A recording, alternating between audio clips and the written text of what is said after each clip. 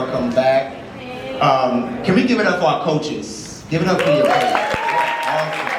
Awesome. We hope that you all were able to connect with others that'll be in your group, with your coach and your community, and some of them are even in your schools. And so right now we're going to jump in. We're going toward the last part of the day. And this is like the last section of our orientation for global. And we're going to talk a little bit about, and I'm not going to talk very long, but we're just going to talk about you and your TA.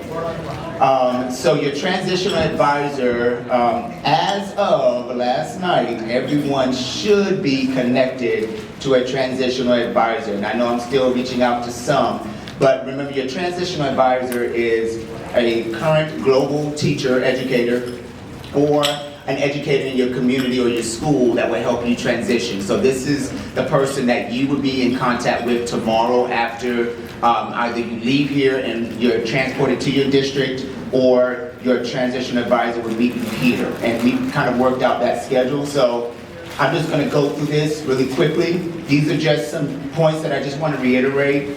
Last night I sent a message out to a group of transition advisors to see if we could have some to kind of, volunteer some extra time for some of our incoming teachers.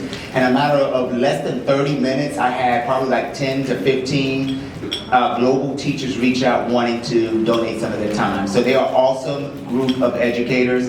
They want to help. They want to make sure that you all's transition is as smooth as it can be.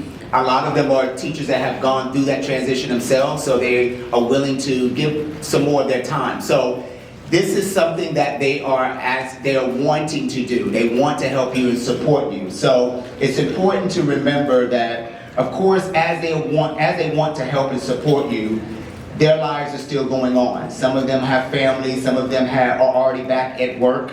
In some of our year-round schools, I know in DPS and Durham, have already started. So they leave from work, then they get off of work and come and support you. Some teachers are still on summer break, so they have a little bit more flexibility. But nevertheless, they are individuals that still have their own lives going on, but they want to give some time to support you.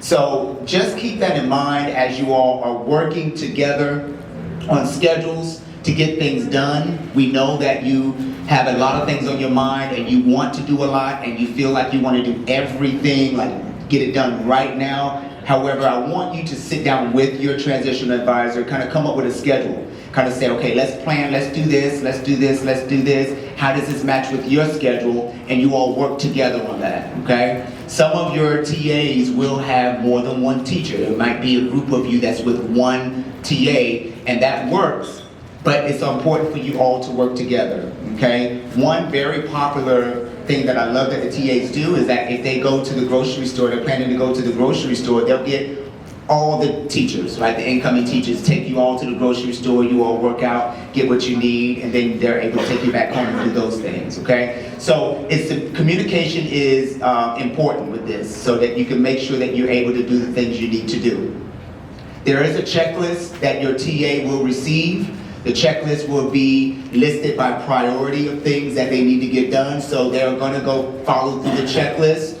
It is important for you to work with them what's on the checklist and get some of those things done, okay? The transitional piece is 20 days, okay? 20 days for the transition. Now, of course, we know that some of the transitional things will exceed beyond the 20 days, okay? And we understand that that might happen. And so if you need your TA beyond the 20 days, you can still, of course, with conversation with your transition advisor, you can still have your TA available for you, okay, as a resource. The main responsibility of the transition advisor is, number one, transportation, okay, especially to and from school if they're still within your 20 days before school begins. They also will be taking you to the grocery store to get things, household goods and different things that you might need. They also would take you to your Social Security appointment, also to the DMV, all those things that you need to help you get started up. That is the responsibility of the TA, okay? We are asking the TA to give approximately 6 hours per week to help you out, okay? So they don't necessarily have to do something every day, but we're asking for them to give a good amount, 6 hours a week, to kind of help you with your transitional needs, okay? That's why the planning piece is very, very important.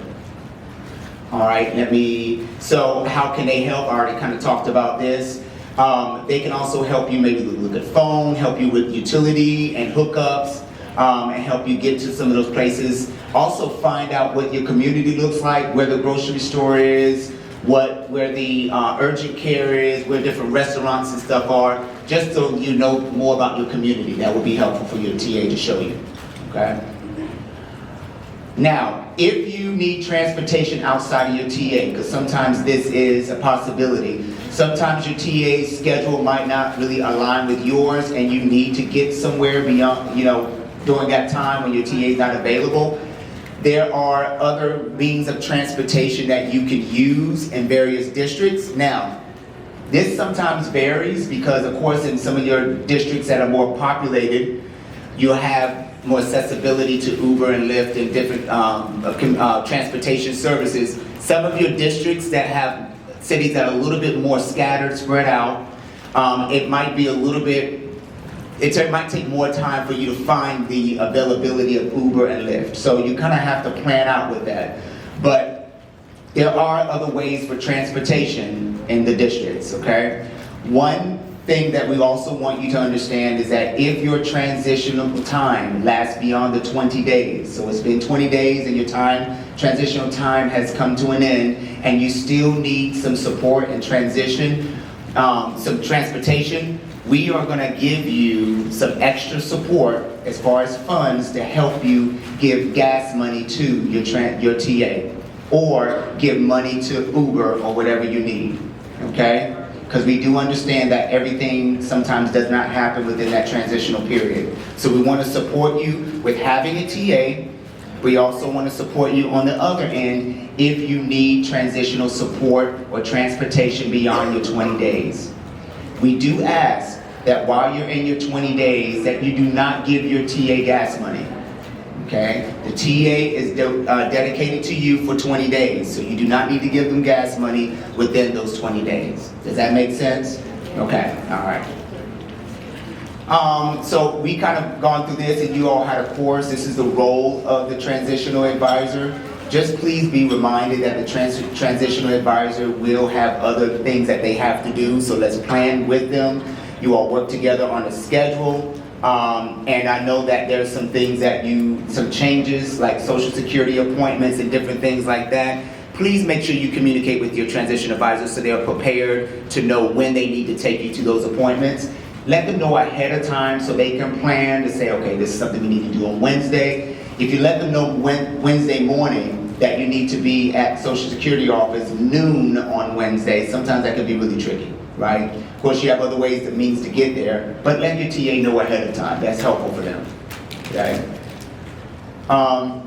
All right, sometimes there are some issues or conflicts that might arise, and so we have people and supports in place to help you with that. So, if there's something between you and your TA that you both need to work out, and you need to talk to someone other than your TA, feel free to meet with your coach. The coach that you just met with in your group, your coach is there to support you and your TA.